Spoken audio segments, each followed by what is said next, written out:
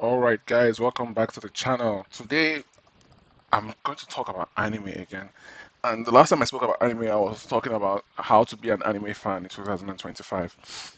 And really, the video is more of a diss track. It's more of a diss against anime, talking about what anime has become. You know, growing up, anime wasn't mainstream. Anime was strictly for the nerdy kids, outcasts, people who were not mainstream, were not in the cool group. And I noticed that because anime has become mainstream, you start to have a lot of different voices, different ideas coming in. Like I saw an anime clip on Twitter recently, and it was something about feminism. Like I think the character, the main guy was standing. He seems kind of like Hagure Yusha, Aesthetica. And then she was going to hit him, and he defended himself, and he struck her back. And she kept trying, and he kept hitting her, defending himself, saying it was self-defense. And then some other character says, "What? Why are you hitting her? Don't you believe in feminism? What is this? The 1930s?" All in Japanese, all in Japanese. So I noticed that because anime has become mainstream, all these ideas are jumping in: feminism, race issues. There's an anime or a manga recently about a girl being half black in Japan and all the quote unquote struggles that come with that. But I realize because now, if somebody asks me if I watch anime, I tell them no. I tell them if they're cool enough, I tell them I'm retired. I tell them I used to watch anime and I don't anymore. And it's true because I remember growing up watching Bleach, reading Bleach, and I said growing up, but I was really about 16 when Bleach kind of caught my attention, 16, 17, 16, 17. But I remember saying to myself, I don't want to be reading Bleach or watching Bleach when I have children.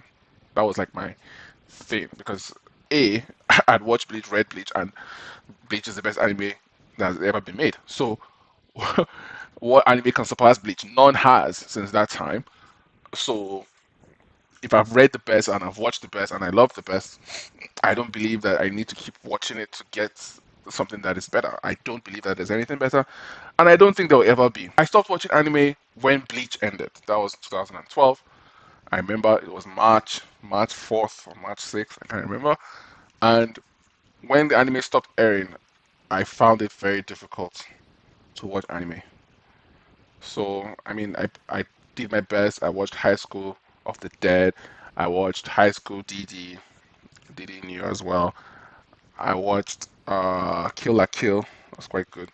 But even at the time, 2012, what was it? Attack on Titan had just come out, and it was the rage back then. Even before like non-anime people started hearing about it, I was there. I was there when Attack on Titan was just a new anime, and I was there as it started to grow in influence. And the first year wasn't really the biggest. It was just over time that even people I know personally who don't watch anime started talking about Attack on Titan. And truly, Attack on Titan has to be credited with bringing anime into the mainstream. That has to be said. Attack on Titan is truly that moment where anime crossed over into the mainstream. The funny thing is, one undertone from that video that I made is that um, anime being mainstream right now means that it has been adopted by black people, like anime being cool. So I foresee a future where, because of black people will take credit for making anime mainstream and making anime cool. You see all the skits, RDC does skits of, Akatsuki and One Piece and Naruto stuff. And, even YouTube rappers are now making anime rap songs like DZ8, whom I love. I love his Aizen song, at least one of them. And there'll be a point where, like the AI black Japanese stuff, they'll be like, okay, black people invented anime because Yasuke, while he was in servitude in Japan, was drawing some things and drawing some women, and then some Japanese feudal lord or some Japanese shogun saw it and he took it for himself, and then the first person who drew anime got inspiration from those drawings. You will see that sometime in the next 5 years, trust me. I think one of the black people who can also claim that they took anime mainstream would be Easy. Easy being Ishola Adesanya because he calls himself Stylebender. So and that's not anime. That is Avatar, Last Airbender. But for many of people from his country and places like that, that is the show that kind of cooks them into anime. So from Avatar Last Airbender, you got into Naruto. Then you got into One Piece. Then you got into the other ones because of the elements and stuff like that. Dragon Ball used to air, but right after the intro music, it switches to Johnny Bravo. Everybody from his country would know that. Anyway, I say all this to say that I cannot publicly, proudly claim anime anymore because um, I don't know what it means. I don't, everyone is there, and it was always a niche. It was always a a secluded community, and we had rules, we had understandings, we had cultures and customs. But now it's mainstream. It belongs to everybody. So you could have all these mainstream ideas like feminism and racial equality in the show, in the shows that come out. So it's not for me anymore. Anime is. It's not. It's not for me anymore because everyone has embraced it, and I see lots of things. Like for example, one major culture shift that I can talk about very boldly and personally is the culture of downloading anime as against streaming anime. When we were growing up, we don't stream. There was nothing like streaming. There was no Crunchyroll. There was none of this stuff. So your job as an anime watcher or as an anime person was to have your computer filled with anime. Then you get hard drives. When you go, if you go out and you meet somebody and you're like, oh, you watch this anime, I have this anime, do you have this anime? Oh, I have that anime. You guys connect your hard drives and your computers and you share anime like that. Personally. But then I remember when Crunchyroll came out and all these other streaming services and like, oh, you don't have to download anime anymore. I mean, I learned how to use torrents because of anime.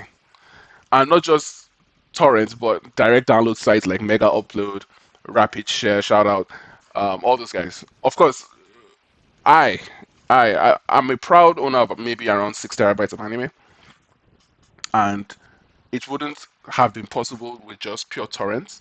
Even though torrents would get you some, to get you some anime that you may never have seen, but the direct download websites, I paid to direct download websites to access unlimited bandwidth, multiple downloads for periods at a time. So I'm very proud of my collection. Maybe I'll show you guys at some point. But the culture of streaming has changed what it means to be an anime fan in 2025. I didn't mention streaming in the last video I made, but you know, I say this because I need to show you guys something. Let's see, Claymore. I don't even care. I don't care what this means because yeah. So Disney is now in charge of anime. Disney, I didn't know this.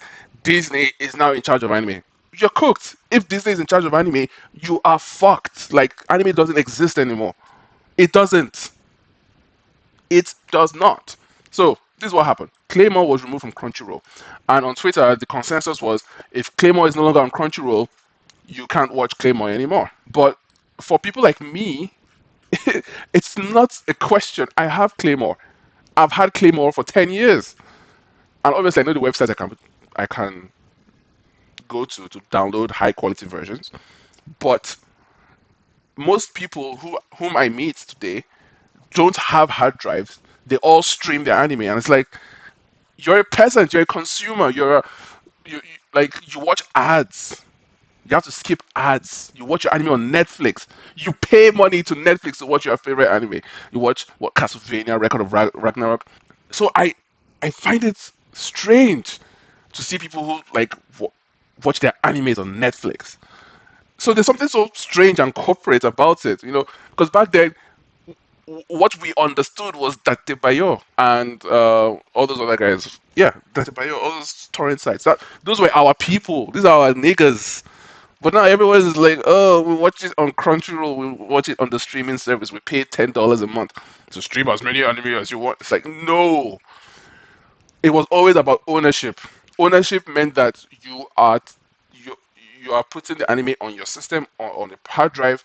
It forms part of you. It's part of your life. So it's like my Bleach folder, the anime, the movies, the Sealed Sword Frenzy is over 40 gigabytes on my computer, maybe 50. That's the original Bleach, not the new season. And in fact, as many hard drives as I had, I always made a backup of my Bleach on there on each new one. No, not my soul, but it's part of my life. So, so the idea of just saying, "Nah, I'll just stream it and watch it and not take possession of it, not have that physical connection with your anime," I found it very strange, and I found that it became increasingly more popular for people to do that. So, because of this culture shift, because of the new state of anime, how anime is mainstream and not in a good way, or at least not in the way that I would like it. And for fuck's sake, I never wanted anime to be mainstream. I wanted anime to be my thing because it's become, what's the phrase, casted. It's become, normies watch anime. Normies watch anime because everyone has the same opinions. Everyone has the same favorite shows. Everyone, from iShow Speed to what's her name, the one with the fat ass, Megan Thee Stallion to Stylebender, they all watch the same animes and they all have the same opinions. These people, black people, coincidentally, should not be in anime. They're not part of us because we remember when we were there, when we were the ones holding and making anime a part of our lives and a part of our cultures. We remember the names that we were called, and we remember not being accepted or not being considered. And now all of a sudden, black people watch anime. It's like, come on, bro. I'm no longer to be considered an anime person. I've retired for a very long time, but my retirement is contingent. I mean, it's real. It's just a partial retirement, but it's contingent upon these things. There are about one, two, three, four, five, six, maybe seven things that I've listed. And the first one, and the most important one to me personally, is what you've been seeing on your screen for the past few minutes: a good final season of Bleach. That's the Thousand Year Blood War. And people would ask, what do you mean by a good final season? I have not liked the Thousand Year Blood War. I haven't liked it at all. And because most of the discussion is online, and because the communities are so like on Twitter, and Twitter is probably the best anime platform. But everyone, there's a hive mind. You just have to have the same opinions as everybody else. But I said it from the first season of Thousand Year Blood War that one, they're rushing it, and they're cutting out so much, and I said it's not delivering a good product for me because I waited 10 years. Why are you rushing it? The manga is ended, so how come you're cutting stuff out? You know why? Because, and I mean, I've discussed this already, because they are now doing the show in seasons. This was something that was unheard of in my time. Shows didn't have seasons. you you watch Naruto on Wednesday, or was it Wednesday or Thursday? One of them. I think it came out Wednesday. It aired in Japan Wednesday. Thursday, the dub or the subtitles come out. Friday, you read the manga. Like that was like our schedule for 5, 6, 7, 8, 9, 10 years. So because of the culture shift, they now say, "Oh, Bleach is now seasons. So Thousand Year Blood War is going to be 13 episodes per season. So it's going to be 52 episodes.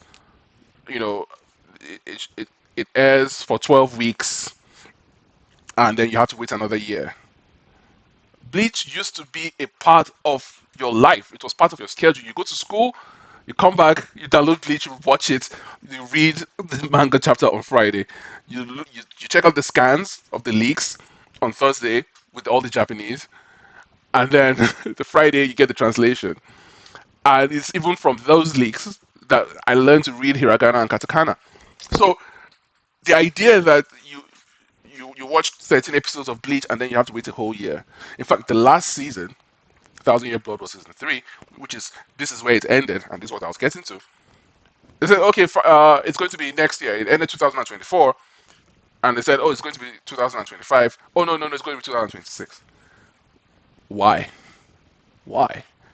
How can you have ended the show in 2012? You have 10 years. In 2022, you come back and you're rushing. You're skipping things. Byakuya, I spoke about Sasakibe, how how he could have been a captain, and you eulogized him, and that is completely gone from the anime, completely gone, giving you some kind of insight as to the kind of man Chojiro was, and it's gone because of the new culture of seasons. Let's cut out stuff that quote unquote we don't need. That's not true. We read manga and we expect the panels on our manga to come out in the anime. That is all we want. Honestly, I did not ask anybody for the extra stuff they put in here. Uriel's Volstandig, I don't like it. And you can't say that on Twitter, you'll get killed. But I do not like it. And yeah, I even saw Hashworth. I even saw Hashworth with wings. It's like that did not happen. Chipped. They chipped out the swag of many things that happened in this series, this Thousand Year Blood War. For example, they revealed the Schutzstaffel before they were actually revealed. For example, like you actually when they were having the meeting where Uri was going to join His Majesty on stage, they showed them all standing there in their special cloaks. And the question is why? Because when we read it in the manga, the reveal was so much swag. It was the reveal was just crazy. It was like, okay, yeah, these are the guys. These are the guys who were selected to join His Majesty in the final battle against the Soul King, and they just showed everyone on stage. And I was just like, why? Shah Valkyrie wasn't even wearing his cloak. They showed his full costume. So I'm terribly, as a fan of the manga, I do not like Thousand Year Blood War. I think that's the summary of what I'm trying to say. In any case, what does a good final season of Thousand Year Blood War mean? Because truly, I haven't liked it. As the biggest Bleach fan in the world, I am confident in saying to anybody that I do not like this new season. So what does it mean? Because this is the last place where it ended. So this is where it ended, and let's see what happens next. In any case, this kind of where it end, this is kind of where it ends, and then yeah, so it's around here. So the continuation. To be fair, from here, there's a lot of off paneling. There's lots of different things that happen that are not shown. So what I would like truly is for a real proper battle between Hashworth and Uryu. I think that's quite nice. That's quite good. And then Ichigo fights, okay, heads off to these guys, and Chad and Ganju fight them, I guess. But this is really heading towards the final battle. Other than, let's see, maybe Kenpachi. So he still fights, Yorichi still fights in Askin. This already happened in the anime. This already happened. This all already happened. I think this happened as well. Yeah, all this happened, didn't it? Okay, Urahara's Bankai. Did he reveal that? Bro, look, the point is, I remember watching Thousand Year Blood War, and I missed a week. Like, how is that possible? I missed a week because I just didn't find myself caring that much. Because this entire thing in Thousand Year Blood War 3 is pink. The entire show is pink. It has a pink hue. So you can't even see Yorichi's real hair color. You can't see everyone's real hair, skin tone, and hair color. Everything is a shade of pink. Why? In Thousand Year Blood War 2, everything was a shade of red. Why? In Thousand Year Blood War 1, in Huecomundo, okay, fine. Huecomundo is understandable because that's Huecomundo. And then the quality of the shading in the first 6 episodes was very good. After Yamamoto died, and I think the episode that and Kenpachi against Unohana, shading was very good. When they come out, or when Ichigo is about to be taken to the Soul King Palace, there was a lot of color, but the shading was so poor. So there's an inconsistency in the shading, inconsistency in the quality of the art, and inconsistency in the quality of the animation. And it just seemed like People are wowed by 3D particle effects from and I just want good old fashioned Abe Noriki animation. Just keep it cool, keep it simple, keep it consistent. We don't need to do too much. So this is Urahara's Bankai. We don't know what happened here. So clearly there's a lot of gaps that need to be filled in terms of the battle. So I mean there's all this battles. Kenpachi is back, so I think that's going to be an interesting fight to see how. I mean, Kubo was able to cheat by using perspective, but I mean the size of Gerard against the size of Kenpachi is going to be very very difficult for the animators to pull off. That should be interesting to see. I just want to see something that is good. That is my expectation. So I mean, this is supposed to be our anime in general, but I mean I've spent what 20 minutes on Bleach because Bleach is closest to my heart, but that's fine. So that said, I hope it comes out well. 2026, that's fine. Let's see what happens. It's kind of like it's kind of the final year because after that comes out, what am I looking forward to? Well, what I'm looking forward to, since they mentioned that there is no more Claymore, is let's see, of course, a faithfully remade Claymore. Because I mean, well, I can't tell anyone what this is. Spoiler alert. This is a serious spoiler because this frame is not in the anime that came out 7 years ago. I'm so sorry, 2007. But this is towards the end. Let's just say that. I wouldn't say more than that. So now that I mean, Claymore has made headlines for being taken off Crunchyroll, but to me, that's not the headline you should be making. The headline that Claymore should be making in 2026 is for a graceful, gracious anime studio to pick up Claymore and make it again. The ending of the anime before was changed to just make it 26 episodes because that is how we did things back then. An anime comes out, 26 episodes, we move on, or we don't. Or it could be 50 episodes or 52, we move on. But now that Claymore is finished and it has been finished for a while, we have all the chapters, we have all the bonus chapters. If you remember the bonus chapters, Eastleigh of the North fighting a lot of like zombie eaters.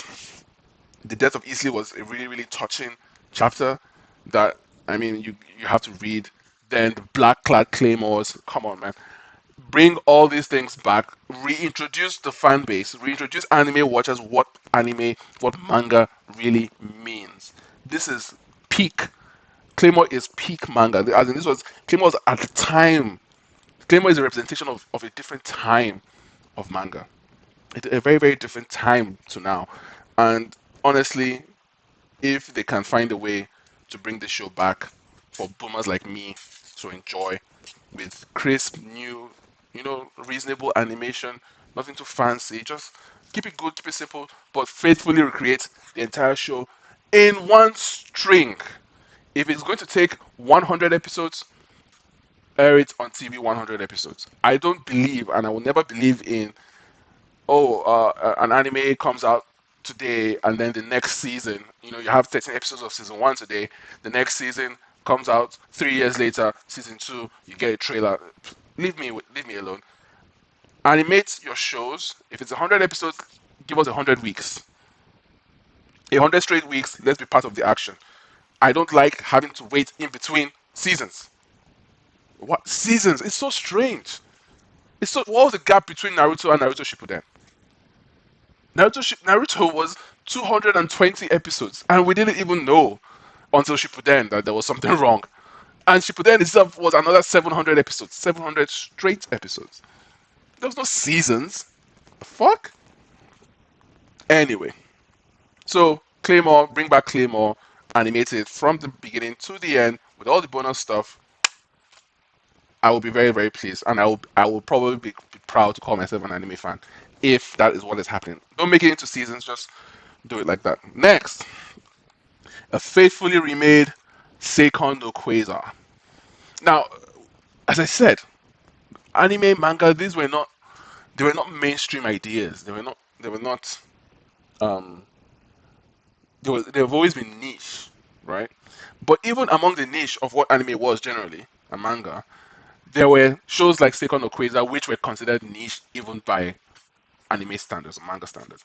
Probably because of the core mechanics of getting power in the show, which is um, basically sucking their tits. But this show, this manga called Seikon no Qwaser, had some of the deepest themes, some of the most fantastic ideas of the elements, because the Quasars use elements, and you can have someone who uses iron, and of course the main character uses iron, so there's a lot of iron in your blood, so he uses blood. Get it? There's oxygen quasars, which are called who are atomists because of the fact that there's so much oxygen in the atmosphere. Then you have hydrogen. You have hydrogen quasar who, she can split the atoms because basically a quasar has full control of the element. So you could have there's instances where you had alloys of titanium and copper, for example, iron, titanium, copper, because each quasar had control of a particular element.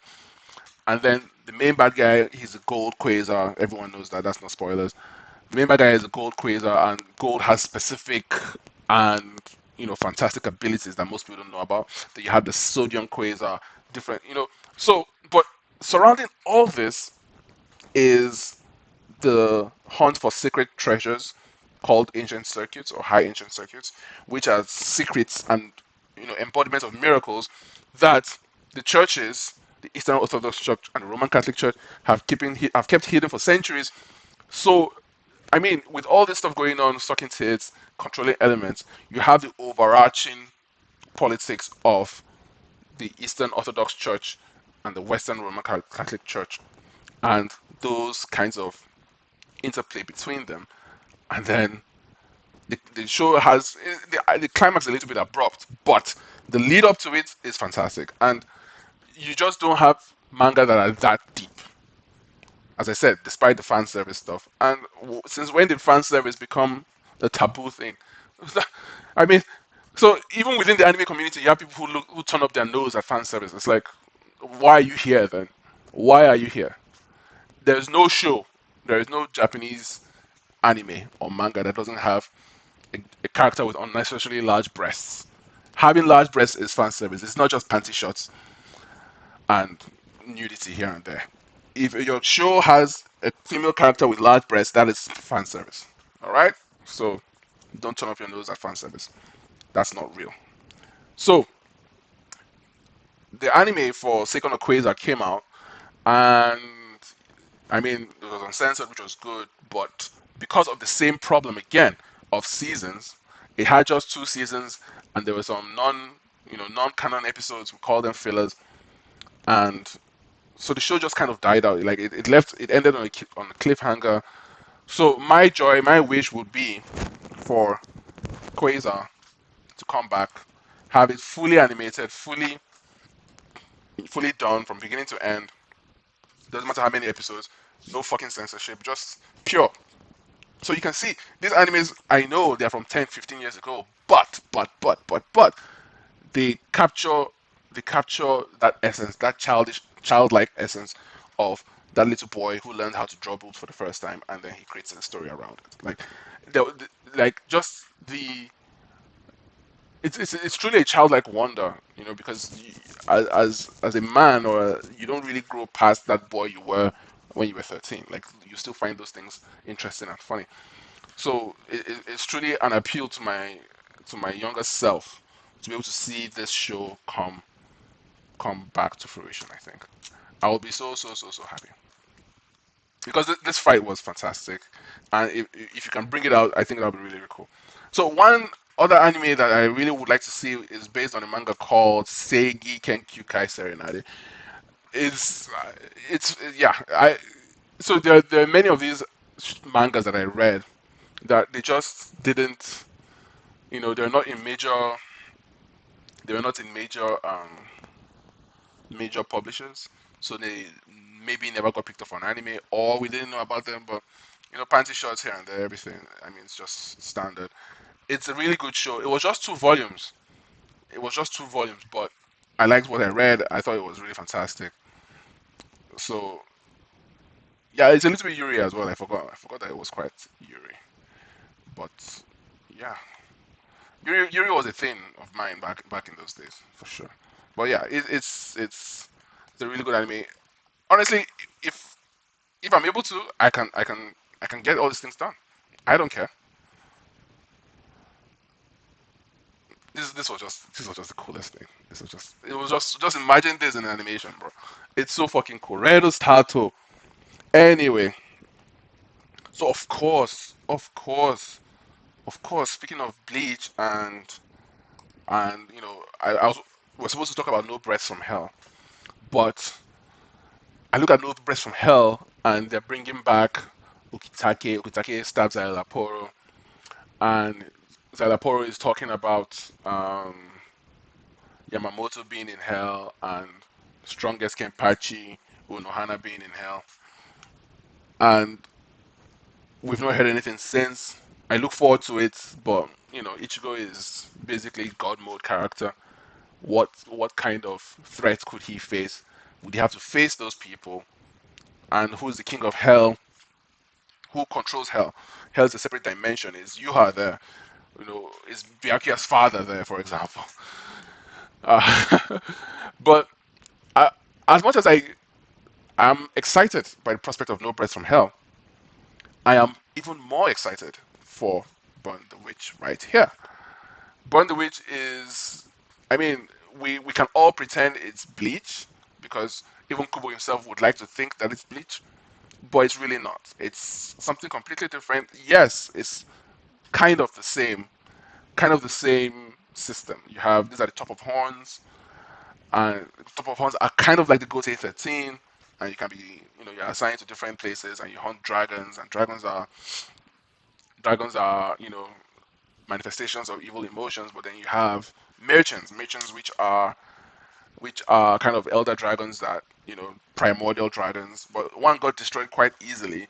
But then you have these are the names: Snow White, Red Dress, Golden Axe, Bubbles, Sugar Horse, and Band of Animals, and of course Cinderella. So these are kind of like we can call them the Espada, right? But Kubo revealed this manga one shot in 2018. He he wrote 4 chapters. There was an OVA movie animating the 4 chapters, but not the one shot. So truly, there are 5 chapters. And my problem is that he keeps saying things like, "Don't ask me about Burn the Witch, otherwise that means I won't draw it anymore." Or don't ask me about seasons. So he too bought into this new culture of seasons because he said that the first volume is kind of like a season, so it's a season one.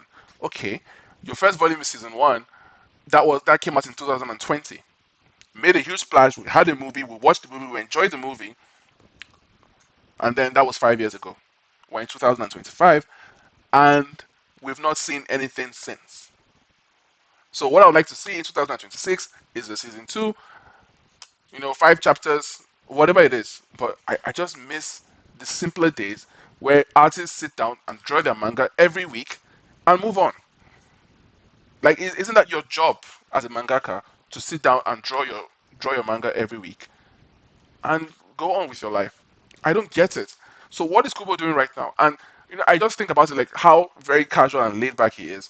Life is very very short. Anything can happen at any time, and then no more Burn the Witch. I just want him to understand that he has a gem here. I was, I mean, Kubo remains my favorite author, favorite mangaka. So I was very happy with everything I saw here. Then Reverse London. I mean, just look at this shit. I've been looking for where I can get something like this, and the fact that he puts on the mask, and then while the mask is on, he's still able to talk. What's happening? Yeah, like that. So I mean, Kubo is just the best. It's just the best at this kinds of things. So I don't understand why you would let something like this go 5 years without continuing. So even 5 years ago, he has this, but even after that, he's done No Breath from Hell. So I am wondering and struggling which one he's going to pick. For me, he should do both. Publish them. If he needs money, we can give him. You know what I mean? So yes, I would like for that to happen. So outside of these are my manga and anime wish list for 2026. I have no real interest in anime and manga outside of these things that I've mentioned. But just as a bonus, I've been playing. I played Bleach: Rebirth of Souls. That's kind of what I resurrected my channel on, and I'm very grateful that the game came out. But the game for me was very short-lived because it's a 3D game. I don't believe the combos are complex enough. Yes, you see people online, but truly the system is quite what's the word? It's quite limited. And the exact concerns I had before the game came out were the ones I have still after the game has been out for what 6 months at the time of recording. A lot of the DLC is out. I mean, I like the fact that we have the DLC and the game is getting support, but truly the game did not make as much of a splash as we would like. But I don't care about that. What I do care about is the fact that the game is a 3D game, and truly you cannot a fighting game cannot be fully actualized in terms of its potential when you make it 3D. A fighting game has to be 2D. It has to be 2D and it has to be tag. Bleach Rebirth of Souls is neither. It's 3D and it's not tag. It's so strange. If Marvel, the whole Marvel, the almighty Marvel, is making a new fighting game and they made it tag, not just 3 players like the best fighting game Marvel's Capcom 3, they made it 4 players, four characters on your team. If they can do that, then you must have the humility to understand that nobody plays 3D fighting games. The only 3D fighting game that succeeded was Naruto Ultimate Ninja Storm 4, and that is the best. And nobody has made a better game since. Neither is Bleach Rebirth of Souls. I'm the biggest Bleach fan in the world, but as a gamer, it's not a very very very very good game. My main problem with Bleach Rebirth of Souls really is the neutral. I spoke about this at length. The characters move very slowly, and then you literally have to touch the person for you to do a string. You have to be within striking distance to do a string. So when you press the square button, he's just there like that. So you have to gauge distance. I understand that, but it just doesn't flow.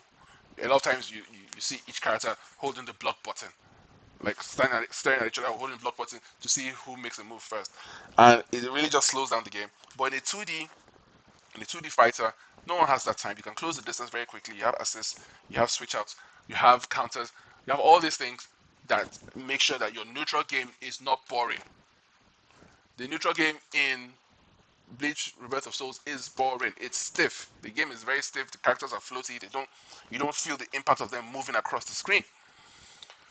So what I would like is a properly made 2D Bleach fighting game made by somebody like 18 were the guys who made Marvel's Capcom 3 and Ultimate Marvel's Capcom, or Arc System Works. If that fails, I guess it'll be more expensive, so a game by 18 will be much better.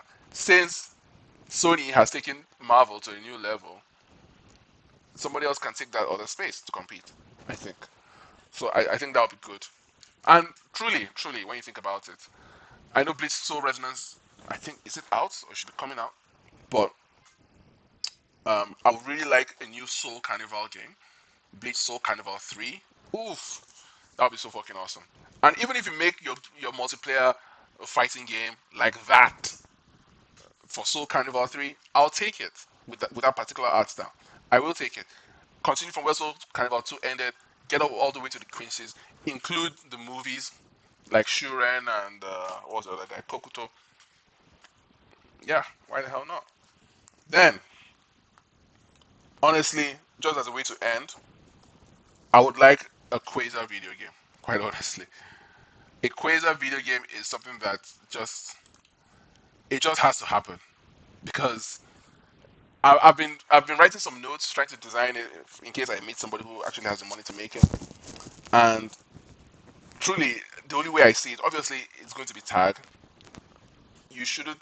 If you're making a fighting game today, make it tag. It has to be tag because, as I've said, and as I'll continue to say, it is bad economics for you to buy a game, and when you're playing, you can only use one character, and the only time you can use another character is to quit the game and go to the menu. No, If you can put at least 2 characters on the screen that you can use at any particular time, that is good. For Qwaser, you don't need more than 2. Just get 2, then you have a Maria as your assist, or something else, either a Maria or a circuit, an ancient circuit as an assist, and then you have active switch between characters. Then you have combined, you have combined specials and special attacks. So iron and copper can combine, or hydrogen and chlorine can hydrogen and chlorine can combine, hydrogen and oxygen can combine, things like that. You're giving gamers a chemistry lesson and making an awesome fan service video game at the same time. What could be better than that? On that bombshell, guys, thank you guys so much for watching. I've not done one of these in a very long time. I hope I didn't go on for too long, but I will see you in the next one. What are you looking forward to? I'm almost done as an anime fan. I'm basically done. Like, I'm cooked. So I have to look for other interests. And it's been fun. It's been fun. I enjoyed my time here, but I'm out. So I'll see you guys. This might actually be the last time I talk about anime in my life. Can you believe that?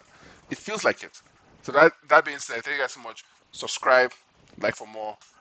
Let me know what you think of the videos. I'll see you in the next one. Take care. Bye.